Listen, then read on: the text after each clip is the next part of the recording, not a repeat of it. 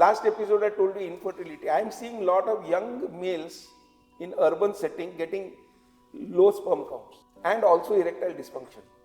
And one of the main reasons for this is stress. They have a lot of work stress, they have a lot of habits which they have acquired, like smoking, drinking endless cups of coffee, endless cups of tea or coffee, smoking, using alcohol at the drop of the hat. All these stimulants. See, what happens is if your body is all the time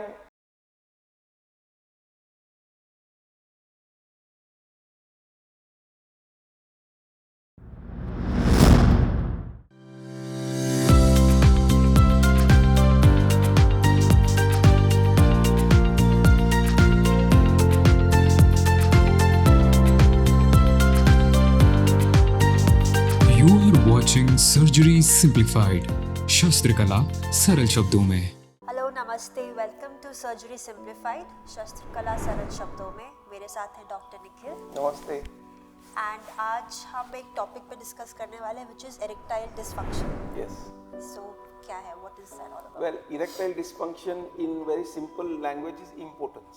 अच्छा। So what is impotence? The inability to get an erection. Okay.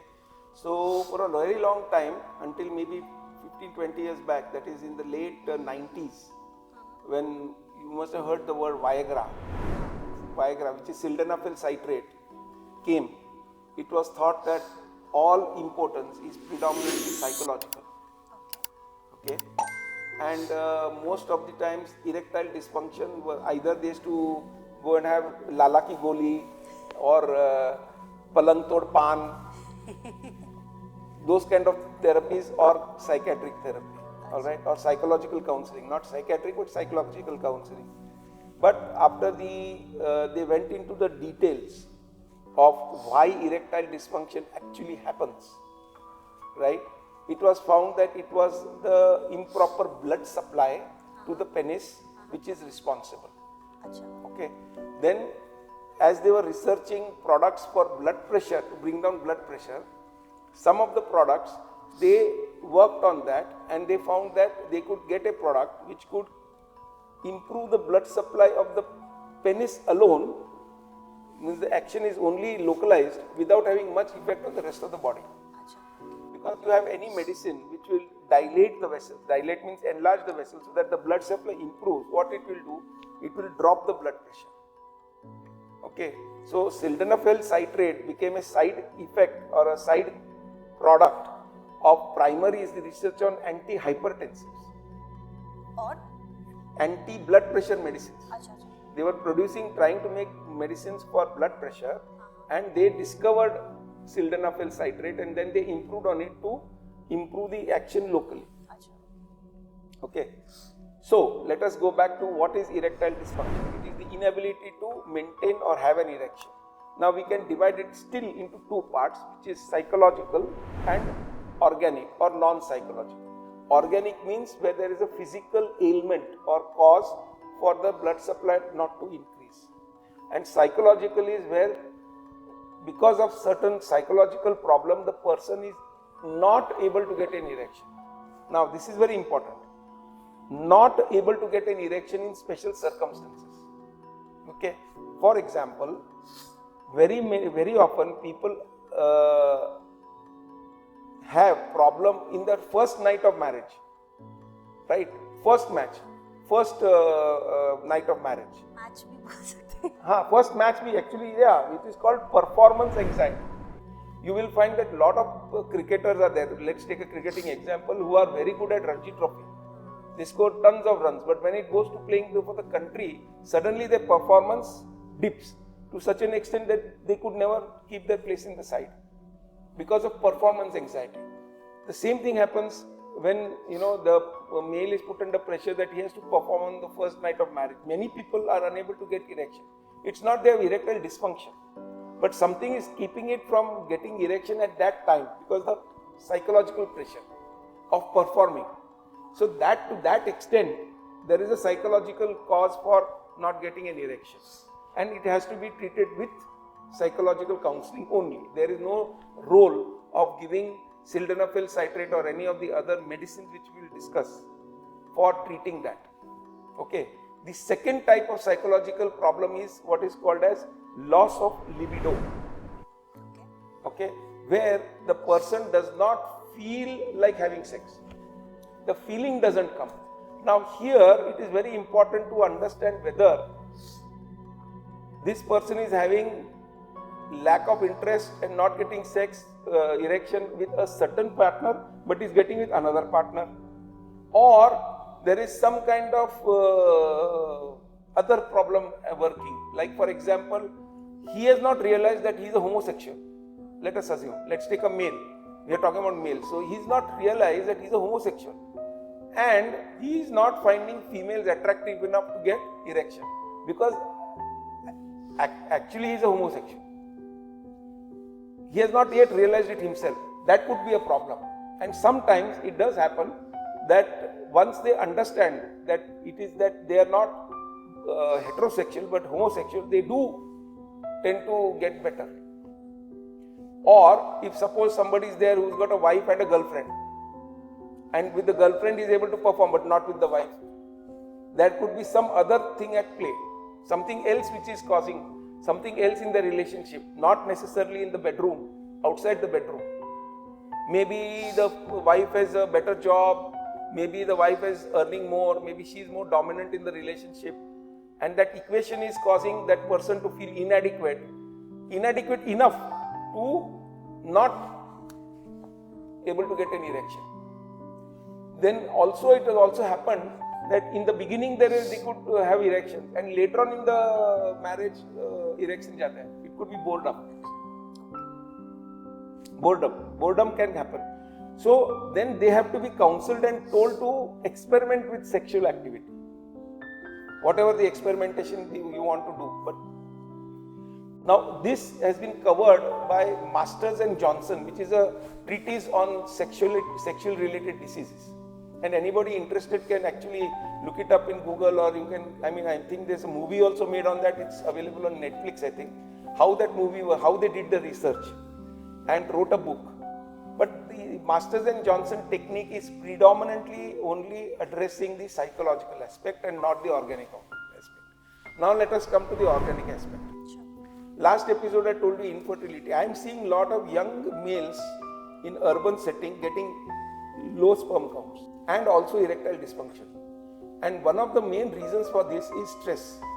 They have a lot of work stress, they have a lot of habits which they have acquired, like smoking, drinking endless cups of coffee, endless cups of tea or coffee, smoking, using alcohol at the drop of the hat.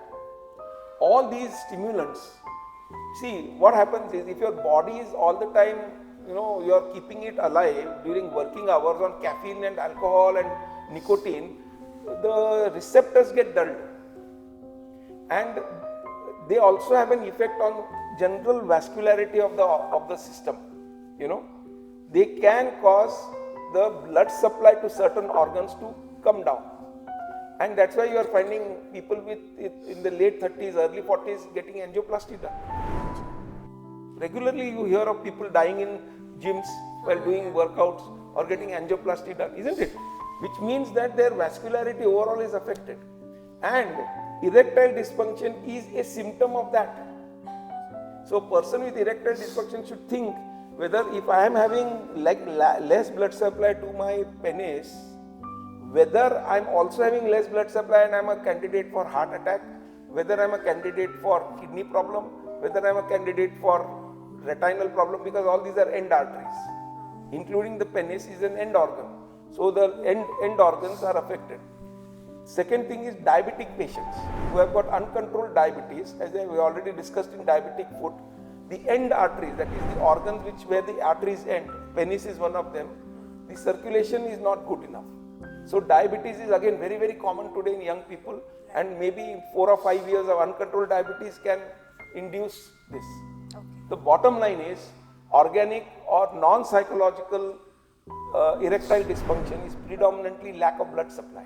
Now if you see the anatomy of the penis, what is the penis?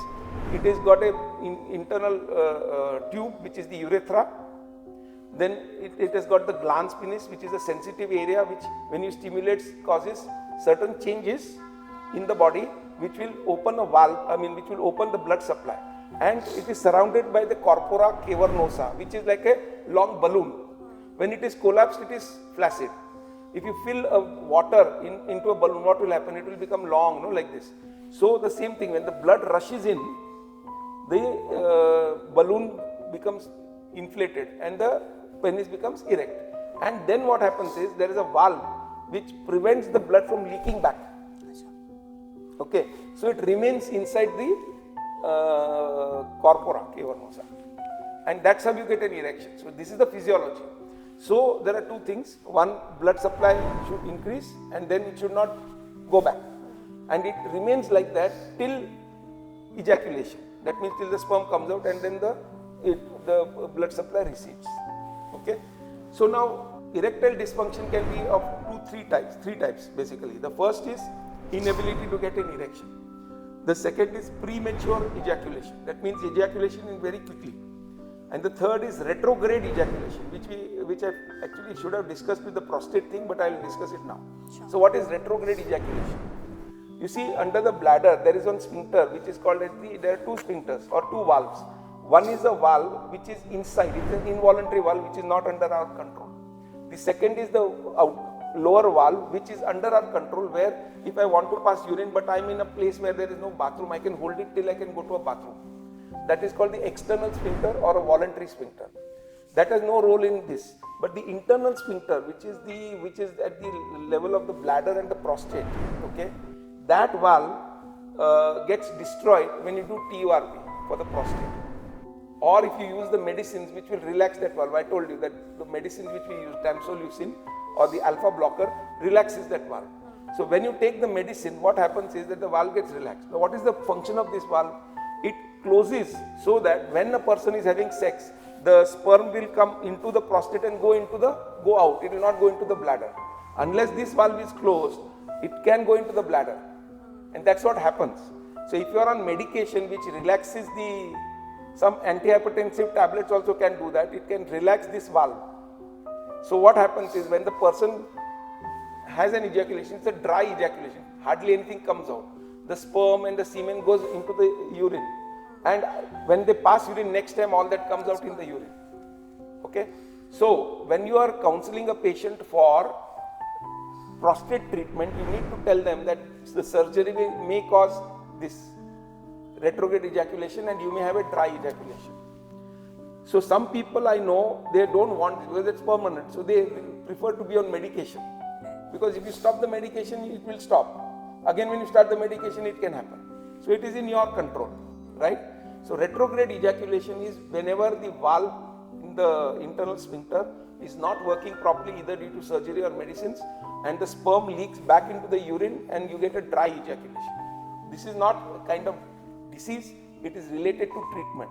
It is a disease caused by doctors, let us say, because of the side effects of the medicines which you are giving for whatever other reason, alright, to improve the urine flow. Then comes premature ejaculation. Now premature ejaculation, basically again everybody thought that it is psychological, but it is not. It is because the person is born with a gene that is hereditary, where serotonin, you must have heard of serotonin, that when you see TV, when you watch a serial, your serotonin levels go up, which brings pleasure. So serotonin is very high during sex because it gives pleasure. Now what happens in these people is that the serotonin, which has to be there at the site where it is supposed to do its work, is not able to do the work properly. That means the serotonin levels are low. That's how the ejaculation goes fast. So if you are able to maintain the serotonin levels for a longer period of time, it will prolong the ejaculation. It will prolong the period between erection to ejaculation. So how does the sexual act go? Stimulation, erection, ejaculation. So stimulation to erection and erection to ejaculation. This period, erection to ejaculation, will become normal or become prolonged if you take medication which will improve the serotonin level. So some people, because of some genes in their body, their serotonin levels are lower than normal. As a result, they are not able to maintain the erection for a longer period of time, which needs the serotonin to remain for more time.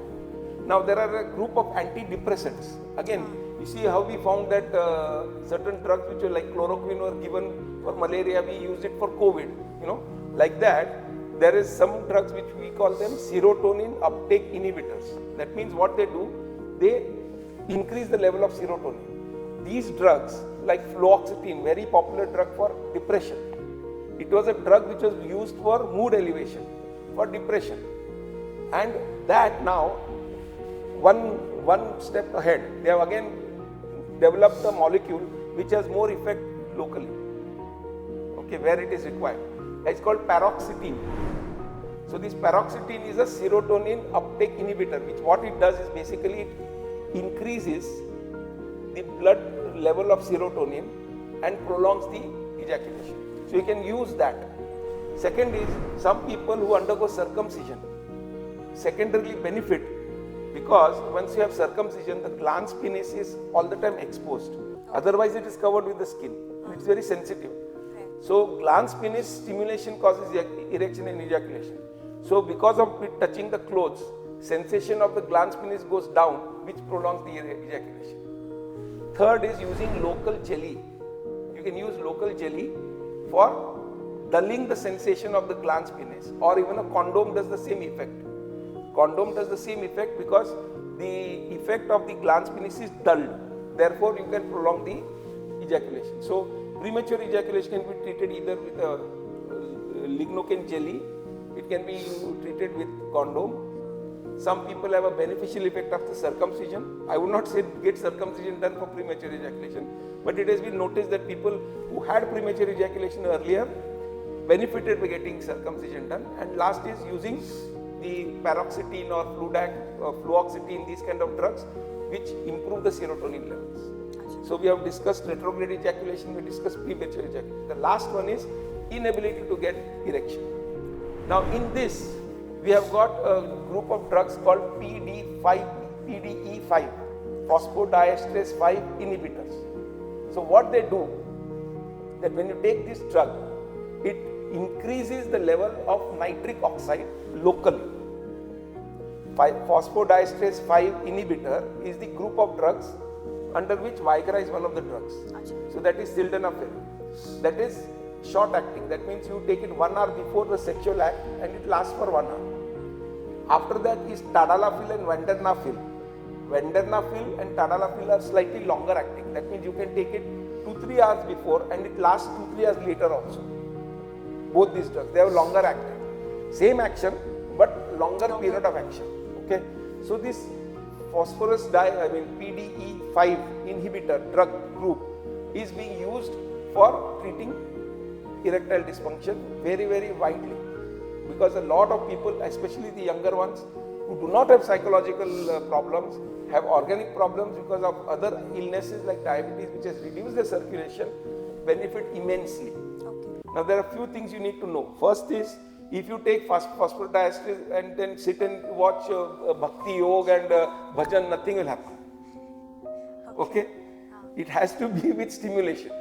So sexual stimulation has to be there when you take Viagra. Alright? So if you do bhajan after that, nothing will happen. So don't blame Viagra. So there has to be mental also. This psychological thing also is involved in that. We are only enhancing the blood circulation. But predominantly the circulation starts because of sexual stimulation. Alright? So that is very important.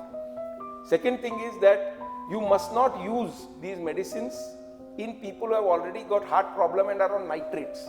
Very, very important, because it will enhance the effect and the BP can fall so much that the patient can die. And a few people died in the beginning when it was not understood.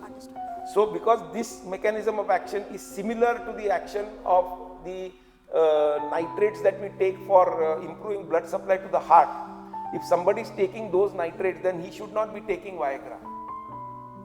We will come to what he can do other than that. Alright, he should be taking something else.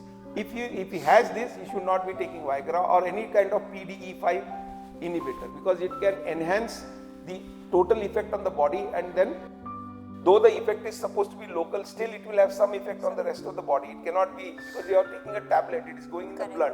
So though the effect is localized to the penis, but it is not that it is only on the penis, predominantly in the penis, but it has an effect in the body. So it can cause such a low BP fall that it can precipitate cardiac arrest. Okay? So this is the PDE5. Now what are the other things? So if, what happens after some time when people use it for a longer period of time, their body gets used to it. So they don't get the same effect as before. So one other thing you can do is that you get an injection, preloaded injection with prostaglandin. It's a very thin needle. Okay. It is like once, you have to use it once only. Once only. You can use it once only. So you clean with spirit, like you take insulin. The needle is just big enough to enter directly into the corpora. So inject prostaglandin, that will increase the blood supply to the corpora. It is very, very effective. Okay? So that is the second thing you can do. Instead of oral tablet, you can take a drug directly injected into the penis for better action. And that works for one time. Right? The third thing, whether if suppose you don't want to take an injection and you are not able to get an erection with tablets, you can use a vacuum pump. You get a special vacuum pump with a ring. So what you do with the vacuum pump is when you create a vacuum, it will suck blood into the penis, and there is a ring. The ring is put there so that it stays there. It stays there, and then after the sexual activity is over, you remove the ring and it will allow it to become flaccid again. And the last thing is where the surgeon comes in. If all this fails, you can have an implant put inside, partially inflatable or totally inflatable. Okay? So partially inflatable implant is one where a surgical procedure is done and implant is put inside, semi-rigid, which your penis remains rigid almost all the time, slightly. You can manually make it up like this with that implant and you can have sex. And there is one more which is better, which is more expensive, comes with a pump which you put here in the thigh or in the groin, and it has got a saline, a canister which contains saline, and a small pump and two tubes which are inserted into the corpora cavernosa. So when you put on the battery, the saline is pumped into both and it becomes big. And when the sex act is over, you shut off the pump and the saline goes back into the pump. So it's permanently implanted inside.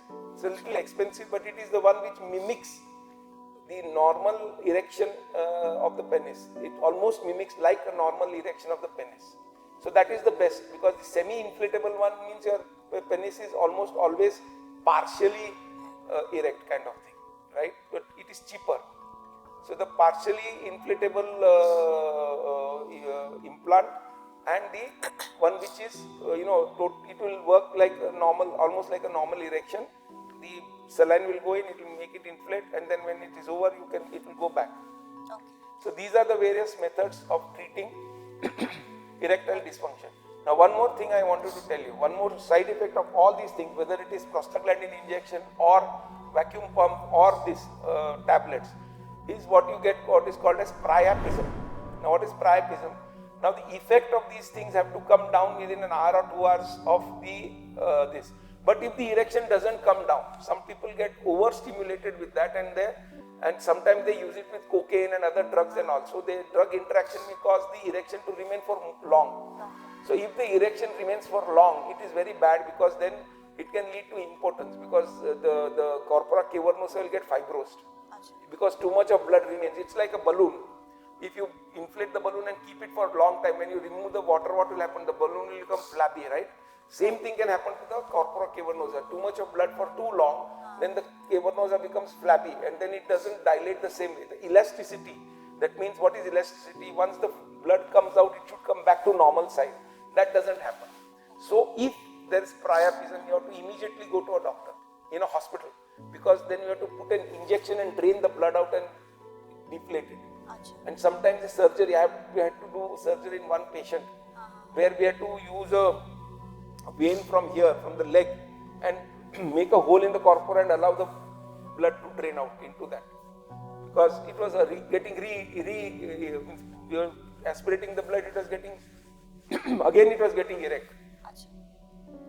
So priapism is something you need to be aware of. Everybody who uses these techniques to improve their, treat their erectile dysfunction should be aware that if the erection doesn't come down after the ejaculation quickly, then you may be going for priapism. So you need to be aware that, as soon as you feel that the erection is remaining, you have to go to a doctor and get it treated. Acha. Yeah. So bottom line is there are lots of methods to treat, both oral, local injection, vacuum pump or surgery to treat erectile dysfunction. But you have to be aware about the side effects. Okay. Alright. So there is no need to take Lala ki goli today. Right, sure.